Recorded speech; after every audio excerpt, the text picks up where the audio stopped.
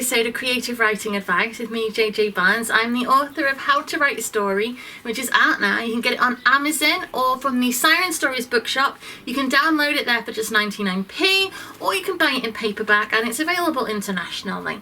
So I know I have a few people who listen around the world, and that's lovely. So yeah, you can get everything I've written around the world. So welcome, and thank you so much for joining me. Today's writing advice topic is how to use struggle in character development. Struggle, internal struggle, really I'm focusing on, but any kind of struggle.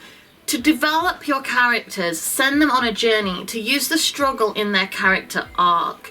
And I'm going to be referencing Charlie in the episode of Lost called The Moth. So in Lost, in season 1, and specifically this episode called The Moth, Charlie is a drug addict. He's addicted to heroin. He's obviously stranded on this island and he has to go through withdrawal.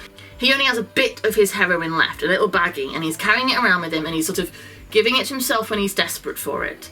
He's a weak character. It's shown that he is weak through his addiction to this substance, through his dependency on it. It is not a strength. He is controlled by it.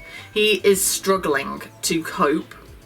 But it's not a struggle that is making him stronger. It's not sending him on an arc. He is in dependency of this drug. Now, the way they develop Charlie's character and begin his transition into a hero is through the struggle that he undergoes during the episode The Moth, where he is forced to confront his truth, his weakness, by Locke. And John Locke takes his drugs, takes his heroin away, and he says to him, "Ask me 3 times to have them back and I'll give them to you." So the first time, obviously, Charlie wants his drugs back. Locke says no. And Charlie has to start going through this struggle. He has to try and see if he can cope without them. He is struggling. He is suffering, he is in pain, he is stressed, he is unhappy, he's having flashbacks to his life. I mean, I know they flash back all the way through, but he's flashing back to his experiences with the drugs, how he became addicted to them, the negative consequences of taking them. He's fixating on the thing that is making him weak. The second time he goes to Locke, Locke again says no. And again, Charlie is then having to struggle again, but this time, he's not thinking about how much he wants them. He's thinking about how to get off them and what would happen if he did. He thinks about his brother who got clean, how his brother had this beautiful, happy life, and how Charlie resented him for it. He was bitter. He wanted him to stop having this happy life at home and go back on tour with their band. But he sees the difference. Liam has a happy, content life, and Charlie is miserable. And he starts to recognize it. He starts to understand that having the drugs back is not going to make him happier. And that struggle forces him to confront himself, confront his truth of not only who he is, but what he wants to be. And then the third time he goes to Locke and asks for the drugs, Locke gives them to him, and Charlie makes the decision to throw them on the fire. At the beginning of the episode, if Locke had given him the drugs back, he would have just taken them. He would not have got rid of them. But Locke knew that if he forced him to confront himself, pushed him to struggle, he would grow stronger. And he talks to him about a moth. If you think of your character as a moth, it works both as in the episode and for your character specifically. When a moth is growing a cocoon, it has to fight its way out. And that struggle makes it stronger. If you make it easy for them and cut the cocoon open so the moth can be free, the moth would die because it would not have gone through that struggle. Now, Locke could have burned the drugs himself for Charlie, but Charlie would not have grown stronger. He wouldn't have made a choice. He wouldn't have fought. He wouldn't have struggled to come to that situation himself. That choice would have been taken from him, and he would have just stayed bitter and resentful. By making Charlie struggle and fight like the moth in the cocoon, Charlie makes the choice to get rid of them himself. And that is what you need to do with your characters. Put a situation in front of them at the beginning of your story. Something that they want or are scared of, something bad maybe. It doesn't really matter, but there's a situation that they are just not strong enough to deal with. either they are not strong enough to accomplish a story goal that they want, or to have a conversation with somebody, or to admit their true feelings about something. Really, it can be anything. It's your story. But they're too weak to do it. They can't accomplish that thing. They can't do the thing they want to do or that they need to do. They can't because they're weak. And then you make them struggle. You throw obstacles and challenges constantly in front of them, and you make them fight and you make them work, because that makes them stronger. That struggle to overcome the challenge is like a moth fighting its way out of a cocoon. It's like Charlie learning to overcome his drug addiction. The fight and the addressing their own truths through that struggle is how by the end of your story they are strong enough then to accomplish their story goal. They have arced. Like the moth has crawled out of the cocoon, Charlie has thrown his drugs on the fire. Your character is then strong enough because of that struggle to accomplish something.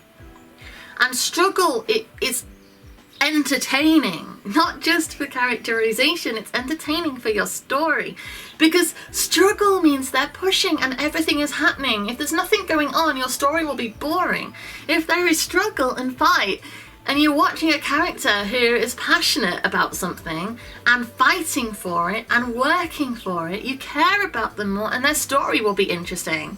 If Charlie had found it easy to throw the drugs on the fire, it would have not meant a lot. It would have been a bit flat and a bit boring. Like, oh, you're not really addicted. You're not really... That's not interesting. That's not an interesting story. Like, no, I'll get rid of them.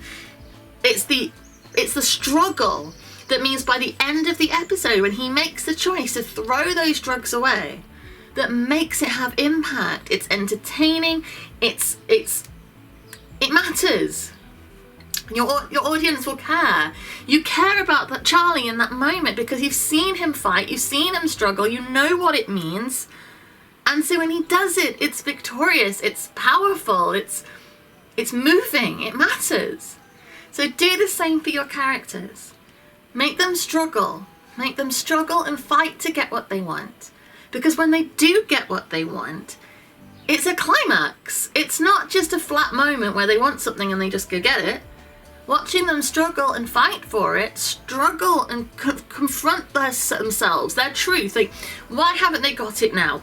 Work that out in them. What is stopping them getting it? Work that out. Why are they getting in their own way? Why are they too scared to do the things they need to do? What choices are they making that are really bad for them that they need to start to change?